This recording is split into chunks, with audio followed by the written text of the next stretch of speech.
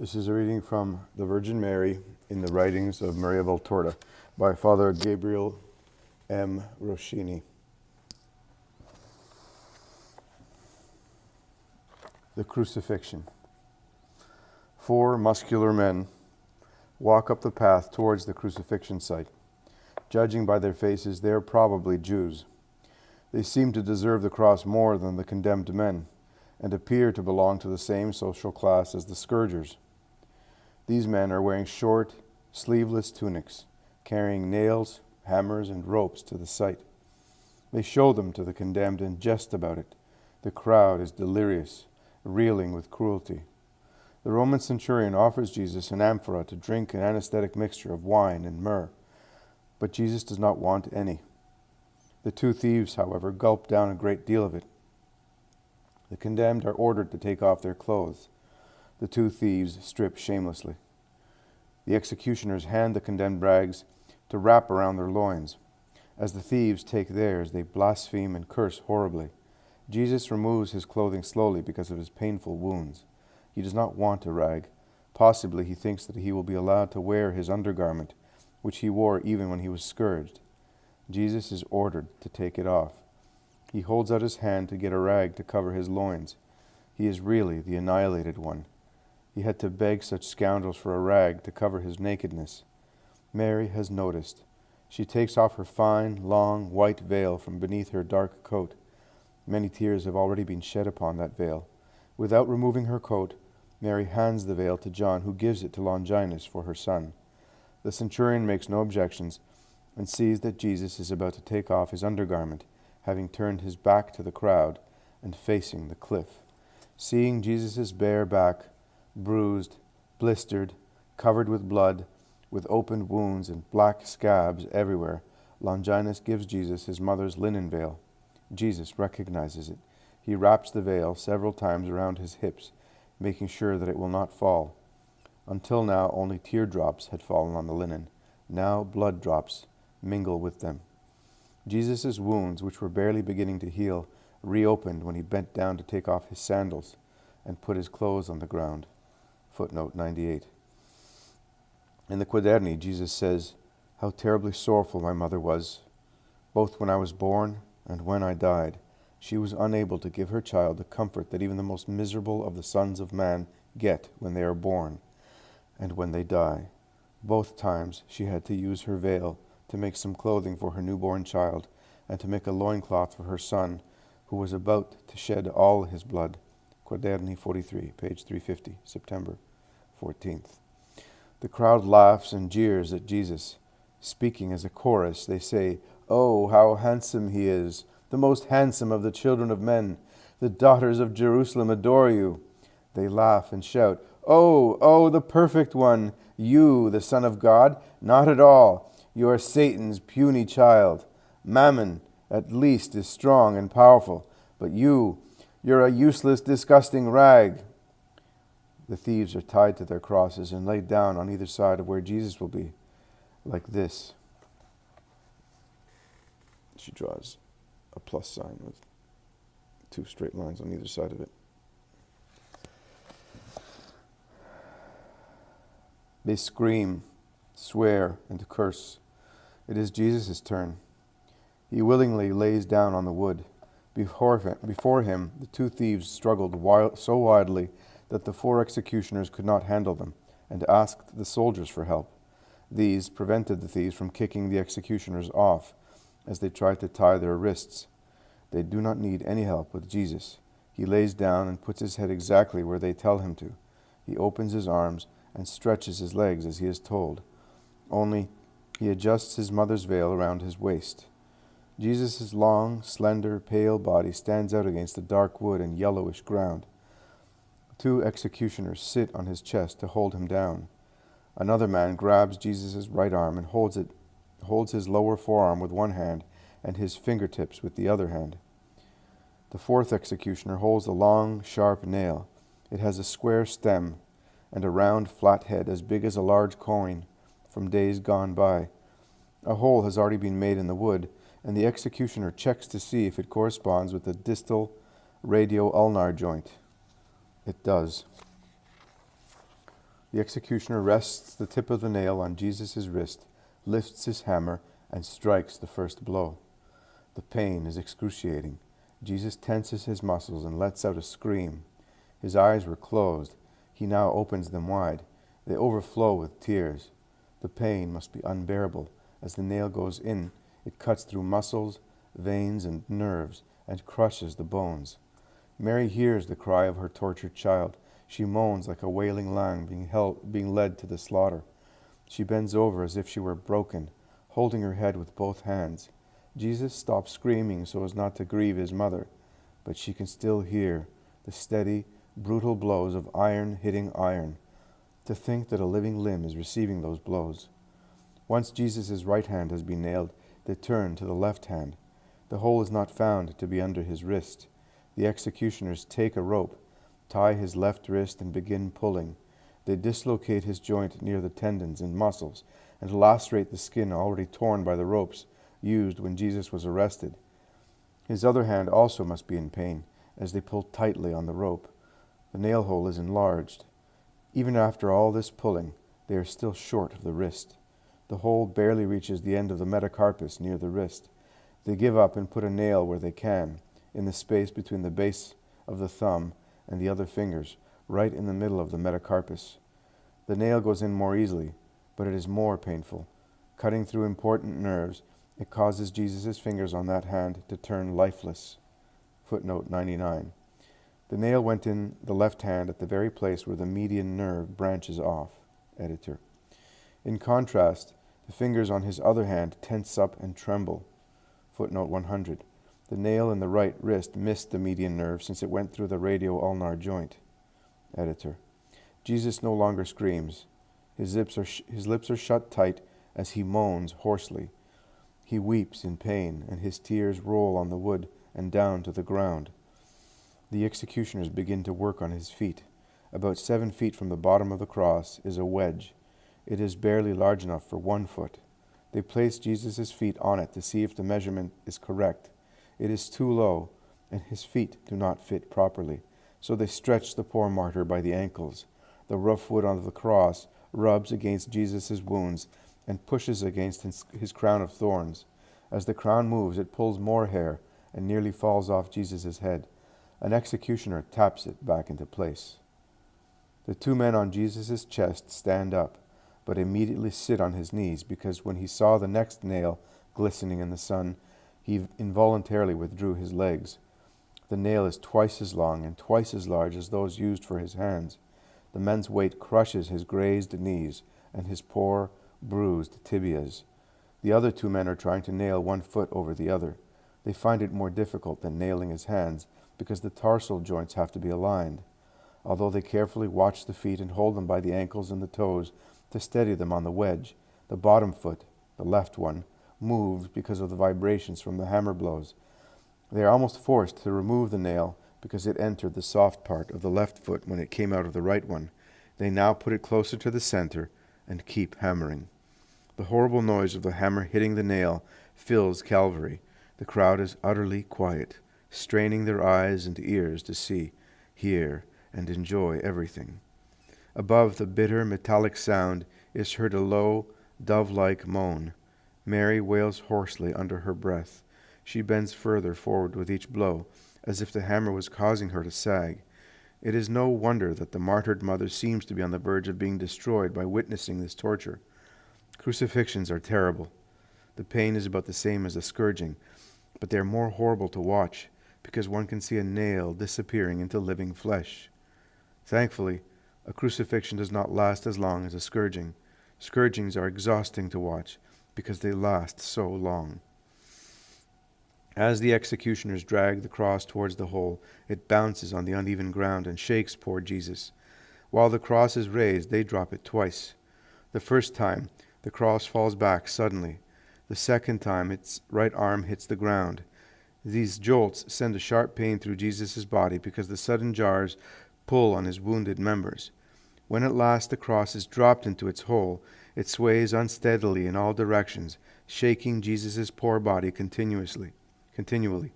Jesus is fastened to the cross only by 3 nails, which cause him to suffer horribly. as long as the cross has not been steadied with dirt and stones. All of Jesus' body weight shifts forward and downward. The nail holes enlarge, especially in his left hand. The blood spurts out of the stretched hole in his feet. The blood runs along his toes and drips onto the ground along the wood of the cross. The blood from Jesus' hands runs along his forearms because his wrists hang higher than his armpits. The blood streaks down his chest on its way down to his waist. The cross still sways somewhat, causing the crown of thorns to shift. As Jesus' head is swayed back, the thorns move back too. This drives the big thorny knot that holds the crown of thorns together into the nape of Jesus' neck. Then it moves back onto his forehead, scratching and clawing it mercilessly. Finally, the cross is stabilized. Jesus' torment now consists only of being attached to a cross.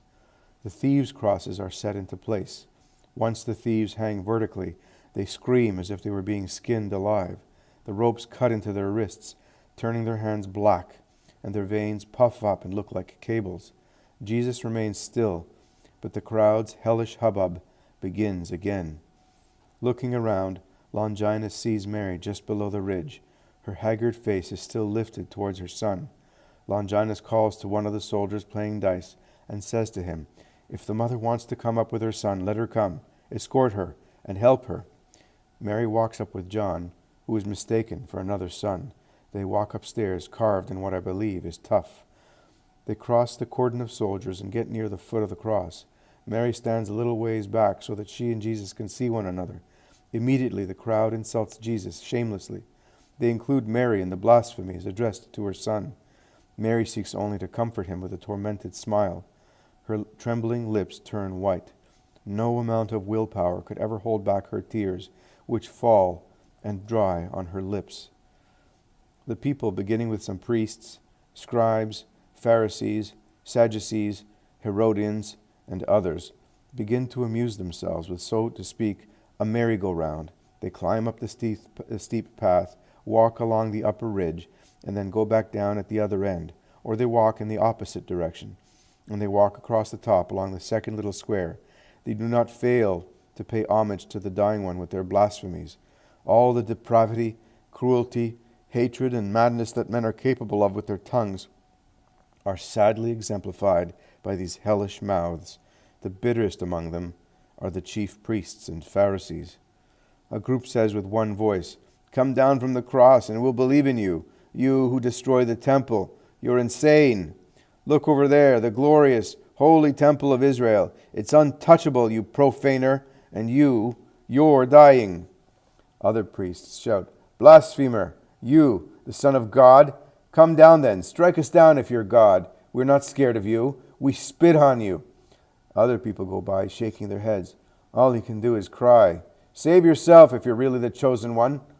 The soldiers yell, "Come on, save yourself. Destroy this place of ill repute. Yes, you Jews, you rabble, your land is a disgrace to the empire. Come on, destroy them. Rome will place you in the capital and worship you as a god." The priests and their peers, "Women's arms were softer than the crossbeams, eh? Look, you're," here they say something vile about the pious women, "are all here, ready for you. All of Jerusalem will be your best man." At that they whistle like uncouth men. Other onlookers throw stones and shout, "Turn them into bread, you bread multiplier." Others mimic the hosannas of Palm Sunday. They throw branches and shout, "Cursed be the one who comes in the devil's name. Cursed be his reign. Glory be to Zion that cuts him off from the living." A Pharisee stands in front of the cross and makes a fist with horns. He says, "Didn't you say, I'm entrusting you to the God of Sinai? Now the God of Sinai is preparing you for eternal fire. Why don't you call Jonah to do you a good turn?"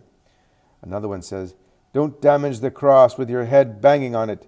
We've got to save it for your disciples. A legion of them will die on your wood. I swear it on the Lord's name. I'll crucify Lazarus first. We'll see if you can bring him back from the dead this time." The thief on the left continues to insult Jesus from his cross. He seems to be gathering the others' blasphemies.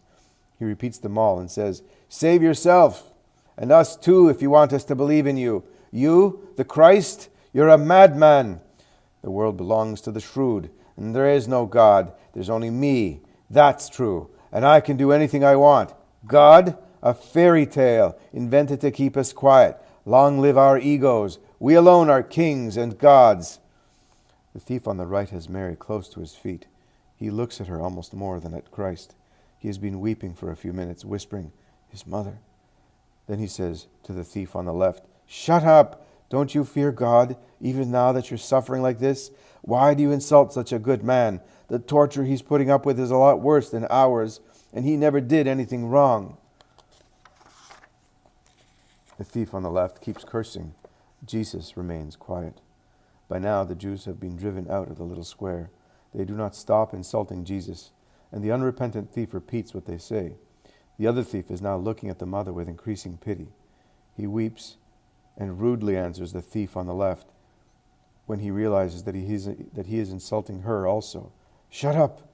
Remember, you were born of a woman, and our mothers cried because of us. They shed tears of shame because we are crooks. They're dead now. I wish I could tell mine I'm sorry. Will I ever be able to? She was a holy woman. I killed her with the grief I gave her. I'm a sinner. Who will forgive me? Mother, in the name of your dying son, pray for me.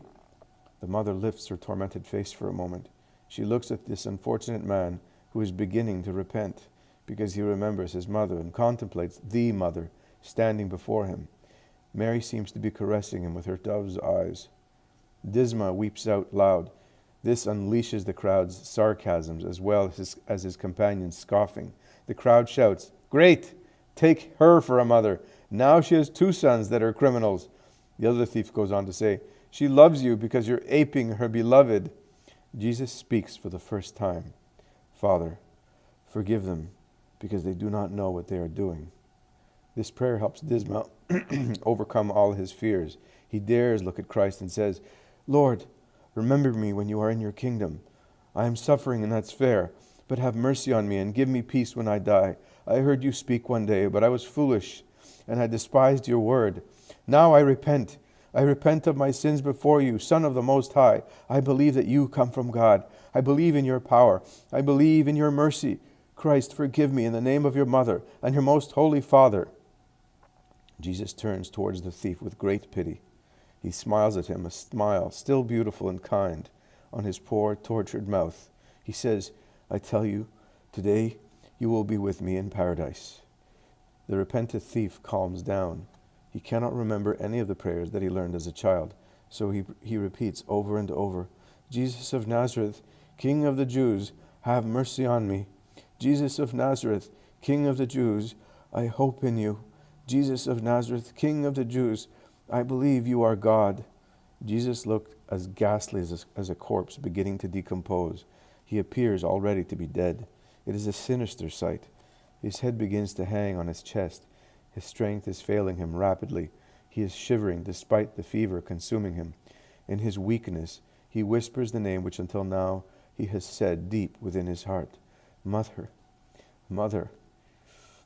He whispers quietly as in a sigh, as if a slight delirium prevented him from holding back what he would like to hold back. Each time Mary hears her name, she cannot but stretch out her arms as if to help her son. The cruel mob jeers at the suffering of the dying one and of the woman of sorrows. By now, the light has turned dusky and frightening. This is when Jesus gives John to Mary and Mary to John. He bows his head because his mother drew under the cross to see him better. He says, Woman, this is your son. Son, this is your mother. Mary's face is even more drawn after these words. This is her son's testament. He has nothing to give her but a man. Further, out of love for mankind, he deprives her of the God-man born of her. The poor mother can no longer suppress her tears and tries to weep silently at least. Even though she tries to hold her tears back, they brim over. She smiles sorrowfully at her Jesus, trying to comfort him. Jesus' suffering increases. The light falls more and more. The bleak scene looks as though it were underwater. Nicodemus and Joseph come from behind the Jews and say, Get out of the way. You can't go through, the soldiers reply. What do you want? We want through. We're friends of Christ. The chief priests turn round. They indignantly ask, Who dare say they're friends of the rebel? Joseph, determined, replies, I, noble member of the great Sanhedrin, Joseph of Arimathea, the elder, and with me Nicodemus, chief of the Jews. Whoever sides with the rebel is a rebel. Whoever sides with murderers is a murderer. Jesus collapses forward as far down as he can go. He already looks dead. He no longer gasps for air. His head hangs low, motionless, from the waist up. His body does not touch the cross, and his arms are at an angle with the cross beams. Mary shouts, "He is dead." Her tragic shout reverberates in the darkness. Jesus really seems to be dead. Actually, he is not dead. Soon afterwards, by sheer willpower welling up from his soul, he overcomes the obstacles of his locked jaws, his swollen tongue, his edematous throat, and shouts in a loud voice, "Eloi, Eloi, lama sabachthani." This is what I heard. It meant, my God, why have you abandoned me?" Jesus began to die when he first became aware of his Father's abandonment. The same awareness accelerates his death. It is Jesus' final torment. It expels the last blood drops through his pores and tears the last fibers of his heart. The primary cause of my dear Jesus' death was the Father's abandonment. O God, how you smote him for us. It is getting even darker. Jerusalem can no longer be seen. In the dusk, Jesus says in a plaintive voice, "I'm thirsty." A soldier soaks the sponge in the jar, fits it on a solid, albeit slender reed, which was at hand, and lifts it up to Jesus. Jesus eagerly reaches for the sponge as it comes near him. He is like a starving child searching for his mother's breast. Mary sees this and certainly has the same thought. She moans as she leans on John. "Oh, I can't even give him a single tear. Oh, my breasts, why can't you give milk? Oh my God, why have you abandoned us like this? A miracle for my child, since I have no milk. Who will lift me up so I can quench his thirst with my blood?" At first, Jesus eagerly sucked the bitter, pungent drink, but now he turns his head away. He finds the drink as disgusting as poison. Footnote 101. It would appear that this passage must be understood spiritually. When Jesus realized that the drink was drugged, he felt strong repulsion because for our sake he did not want to lessen his suffering. Thus, he would have felt that the drink was a spiritual poison. Publisher, Colby's. Besides, the vinegar must have burnt his wounded, split lips. He leans back and collapses. He is letting go. All his body weight falls back on his feet and forward. The pull reopens the wounds in his extremities, causing horrible pain. Jesus no longer moves to relieve his pain. From his pelvis upward, his body no longer touches the wood. More and more time elapses between Jesus' inhalations. His abdomen has already become immobile. Only his thorax continues to move, but painfully and laboriously. Pulmonary paralysis is gradually becoming more pronounced. Jesus' voice is weaker. It has become the simple moan of a child as he calls, "Mother." The poor woman whispers, "Yes, my dear, here. I'm here." Jesus' vision mists over and he says, "Mother, where are you? I can't see you. You too abandoned me?" His words are not even words, but barely an audible whisper. Mary can hear each sigh of her dying son with her heart more than with her ears. She says, "No, no, my son, I'm not abandoning you. Listen to me, my dear. Your mother is here. My only torment is that I can't go where you are." All is silent for a while. Then, in total darkness, the clear words, "Everything has been accomplished," are spoken. After this, Jesus' gasps become more guttural, and the periods of silence grow longer in between the death rattles. Mary of Clopas, Mary of Magdala, and Mary Salome cry with their heads resting on the sloping ground. Their cries are easily heard because the whole crowd is quiet again to hear every death gasp. All is again quiet for a while. Then Jesus ardently prays in an infinitely soft whisper, "Father, into your hands I commit my spirit." It is quiet again. Even his death rattle is becoming softer. It is a breath that hardly involves more than the mouth and throat. Jesus undergoes his death throes. Horrible convulsions run up his body 3 times from his feet to his head. It looks as though his body is about to pry away from the wood, despite the 3 nails. The convulsions run along his poor, tortured nerves, raising his abdomen 3 times in an abnormal manner. dilating it as if the viscera were upset. Then the convulsions subside, and the abdomen falls back and grows hollow, as if it were empty. The convulsions raise the thorax, distending it, and contracting it so much that the skin sinks between the ribs that rise underneath the epidermis and reopen the wounds that resulted from the scourging. Each time, 3 times in all, the convulsions jolt his head back, making it hit the wood hard. All of his face muscles contract in one spasm, emphasizing the torsion on the right side of the mouth. The eyelids open wide, the eyeballs roll, and the white sclera appear. His entire body is stretched tight. The third and final contraction is especially terrible to see. His body looks like a vibrating, tense bow.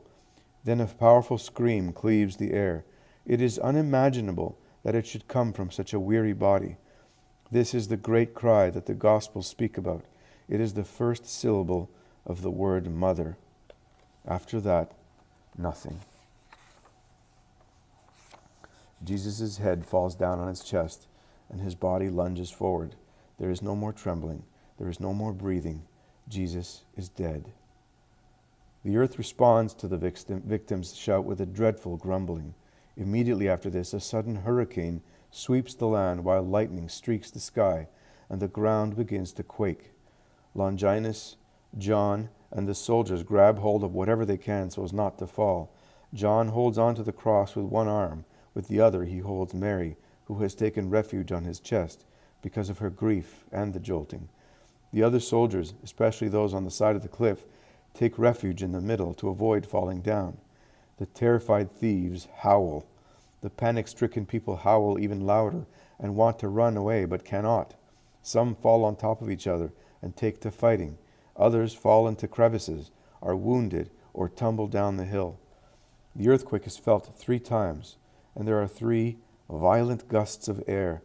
Then there is absolute silence in a dead world. Mary raises her head on John's chest and looks at her Jesus. She calls his name because she cannot see him well in the faint light, and with her poor eyes overflowing with tears, she calls him 3 times. Jesus, Jesus, Jesus. It is the first time that she calls him by name since he came to Calvary. At last a flash of lightning traces, as it were, a crown above Golgotha. Mary is able to see Jesus. He is totally motionless and has collapsed forward. His head is leaning forward and to the right so much that his cheek touches his shoulder and his chin touches his ribs. She understands. She stretches out her trembling hands in the dark and shouts, "My son, my son, my son." Then she listens. Her mouth is gaping open as if she tried to listen with it too. At the same time, her eyes are wide open to see better. She cannot believe that her Jesus is dead. John, too, has looked and listened, and he understands that all is over. He clasps Mary into his arms and tries to take her away, saying he is no longer suffering. Before John was finished speaking, Mary, who has understood also, frees herself, turns round, bends over the ground, puts her hands on her eyes, and shouts, "I no longer have a son." Poema 9, pages 341 to 363. The redemption of the world is accomplished. Humanity is saved. And we have just seen, from the beginning to the end of redemption, mother and son were always intimately associated. As John told Mary many years later, "You died in your heart when you saw his horrible torture and his death. You have already suffered everything in order to be redemptrix with him." Poema 10, page 284.